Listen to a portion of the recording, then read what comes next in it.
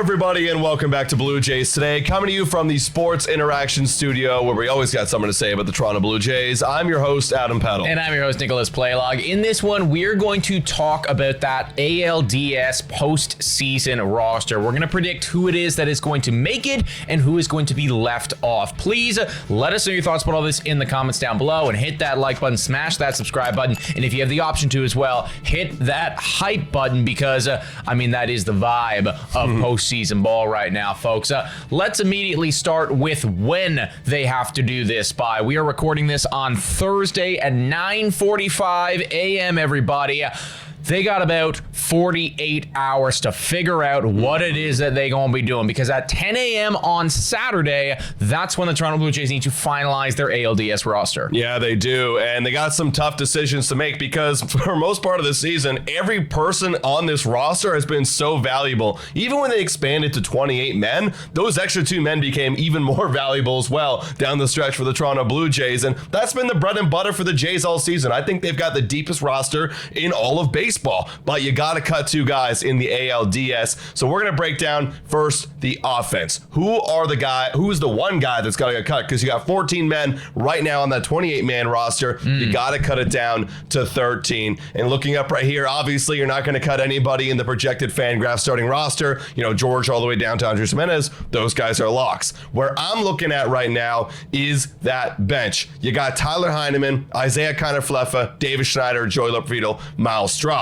But there is a little wild card in all of this that a lot of fans have been talking about online. I see it everywhere, so I want to address this one right first. It is that one man in the starting lineup, which is Anthony Santander. Because people are talking about, Anthony Santander came back for basically 4 games and didn't really look like himself. In those 4 games, he only had 1 hit, batted 100. So for me, you're like, okay, well, this guy isn't really up to speed. You can't really trust him in a playoff roster. But apparently, John Schneider says that they might. Yeah. Again, this is Anthony Santander, who they paid a lot of money to. Now, John Schneider did say continue to see how he feels the next couple days in reference to Anthony Santander. But yeah, I can certainly envision him on the ALDS roster and use him like we do everyone, kind of as we see fit.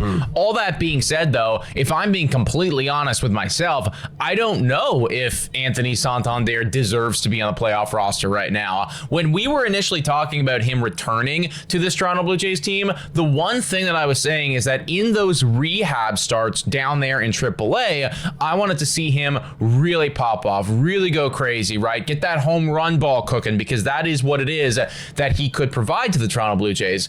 When he was down there, he was fine. He was fine, but it wasn't anything that was overall instilling me with a ton of confidence that once he gets up to the MLB level, he is going to be bang immediately like a bat out of hell, just absolutely dominating. And since coming back, granted, very small sample size, I think it's 3-4 games. Yeah, 4 games, 1 hit, batting 100. Exactly, right? So since coming back, he has not been that guy, and maybe it's just maybe I'm triggered because I remember all of the rallies that were killed in April, and I know I'm being hard on him right now, but there was a lot of times where Anthony Santander is batting 3rd or 4th in that lineup, and you get a person on base, and the next guy moves him over to 2nd, and you need a clutch hit, and then it's just a 3-pitch strikeout from Santander. So for me, I don't know if he is right now one of the best 13 hitters on the team. I completely agree with you. In the 10 at-bats he's gotten with the Blue Jays since coming back, he has 6 strikeouts.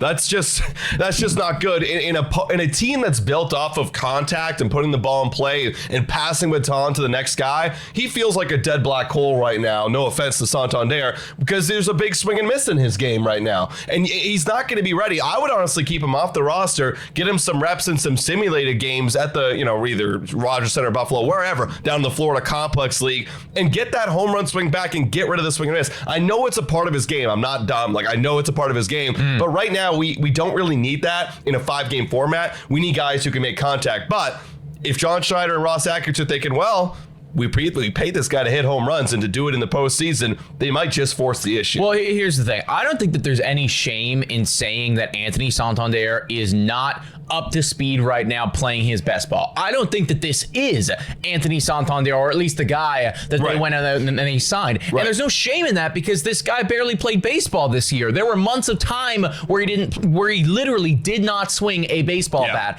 I think that the shame would come from Ross Atkins and/or the front office and/or John Schneider forcing the issue here, because they paid him so much money and because his name is Anthony Santander, and not really using their eyeballs here and realizing it's like, okay, is he actually going to provide a ton of value for us in the postseason, or is he actually going to be a hindrance? When he is on, exactly. When he's on, he's incredible. I just don't think he's on right now. Yeah, like you're basically hoping he hits one big home run in one moment, and that's it, right? And you'll be okay with him striking out 6 of 10 times if that one homer he hits is a game decider in game 4 or game 5, right? That's what they're hoping for, but I haven't seen it, right? I've seen maybe one big homer from him like way earlier in the year, but that was one of like 40 games he played this year, right? We have 5 games. We got to bring the best man on the roster, but I digress. I think they're probably going to keep him on if I were to bank on it. And I will very happily be proven wrong when the Anthony Santander bat flip happens. That moment for the ALDS, I will happily eat my words and genuinely will be rooting the guy on the entirety of the time. Now, if they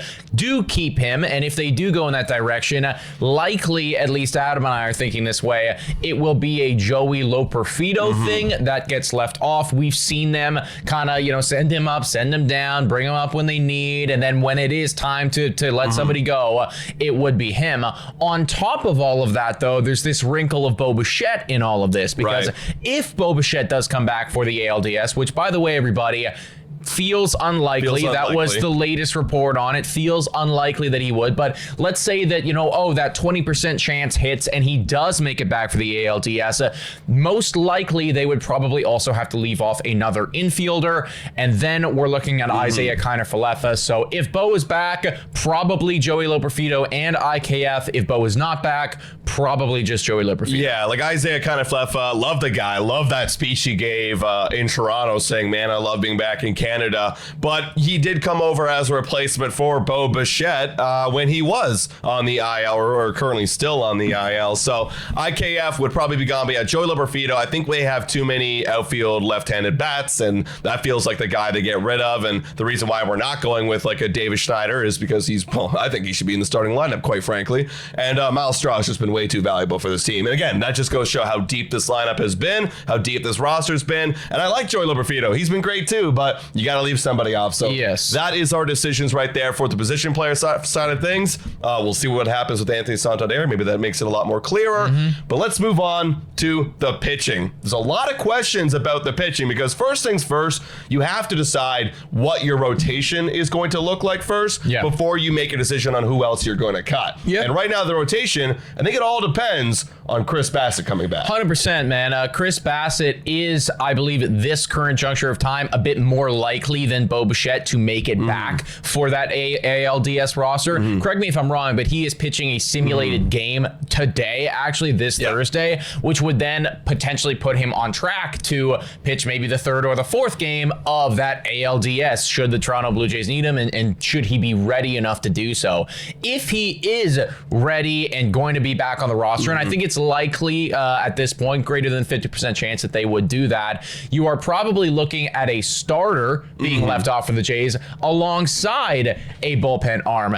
And the starter that we're looking at right now, and this is kind of sad to say, but it's Max Scherzer. Yeah. There has been a big discourse online about the idea of leaving Max Scherzer off the postseason roster for the Toronto Blue Jays. When they initially brought him in, a lot of people were thinking, well, this is going to be a great signing for the playoffs. But the fact of the matter is, Mad Max as much as he provides a veteran presence and as much as he's been there before and has been that guy, right now, he isn't playing like that guy. He's not. I quickly flashed it up right here. I'll go back down to it. He had a 9 ERA over his last 6 starts, and they haven't been going deep. I mean, I think his deepest one in the last 6 was his 6-1 ago, which was the 6 innings and 4 runs he gave up against the Minnesota Twins, which was not a playoff team. So with that being said, I don't feel comfortable having Mad Max roll out there in a game 4 or, a game 3 where we need a critical win. So if Chris Bassett does come back, I think you make an obvious choice and just swap those guys in the rotation. But that still leaves the question, well, who's the 14th man you're going to cut? But I think that one is going to be a very simple answer. And no offense to Justin Bruhill, but he just feels like the odd man out in this bullpen. Everybody else in this bullpen can play a role. Eric Lauer might be a critical part of this rotation, this playoff roster, because you could piggyback off a rotation or maybe do an opener for, let's say, a Trey Yesavage, which we'll talk about in a bit. And everybody else, Flu's been having a resurgence. Varlin, obviously, you're not going to get rid of that guy. Fisher, Little, Nance, Rodriguez, Dominguez, Hoffman, they all have roles. Bruhill is just kind of a length guy. Yeah, I'm pretty confident that regardless of how things pan out, Bruhill won't be on the roster. All the credit to him. He's come out and played his role very well, but I think that at this point we are reaching the end of the rope where it comes to his role. Yeah. Circling back to the Max Scherzer stuff, let's assume for a second that Chris Bassett isn't available for the ALDS. Max Scherzer, is he still on the roster in your opinion? And if he is he getting a playoff start at that point? It's a really tough decision. Obviously, Barrios being hurt kind of throws a wrinkle in that because, you'd have Barrios start, but he's not going to make the ALDS roster.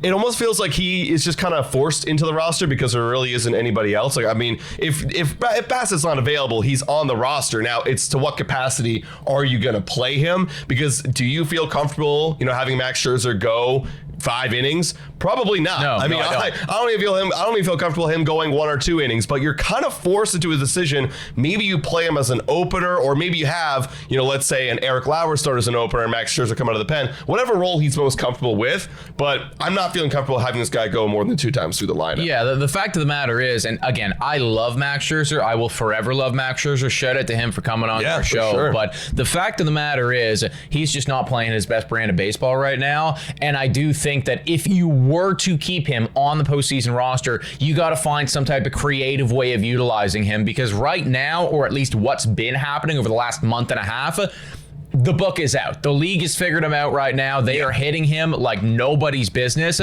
So if you are going to roll him out there, it's got to be in some capacity, some way that the league has not seen yet. And you got to have a quick hook, right? Maybe he does start just because he is Max Scherzer, and then you have a quick, hook. You got Eric Lauer ready to go. We've already been seeing it in the wild card games. Brian Bayo gone immediately as soon as he showed signs of not having it. Same thing with Max Scherzer. I think you got to play here. And again, love the guy, but it is what it is. It is what it is. Now, final tidbit here, everybody, is just the, kind of update here. Maybe it's not even an update, but it does feel like good news about Mr. Trey Yesavage. Ross Atkins says that he expects Trey Yesavage to be part of us preventing runs in the postseason. That's a fun I think quote. all of us knew that this was coming anyways. A wild spot to be in for this guy who started the season in single A to now be in, Ross Atkins' words, part of the preventing of runs in the playoffs of the Toronto Blue Jays. I thought he was going to be hitting. What's going on? But the truth of the matter is, Trey Yesavage will be starting a playoff game, and it will likely be game 3 of the ALDS. Crazy. That's nuts, but that is the situation that we're in right now, because Max Scherzer's not playing very well right now, because Jose Barrios is injured, and Chris Bassett, we still don't even really know what's going on there. Right. So Trey Yesavage, he gonna be starting for us. Well, decisions will be made very soon, guys, and we're going to be going live for the pregame. Probably we'll find out in our pregame the updated roster while we're live before the actual start of the game. So, guys, make sure you hit that like button, smash that subscribe button, turn on post notifications so you get notified when we're going live for the pregame, for the game, and the postgame, guys. It should be a great time, and let's get it done, guys. This is the time of year. Exactly. Yeah. Thanks so much for watching, everybody, and as always, go Jays, go!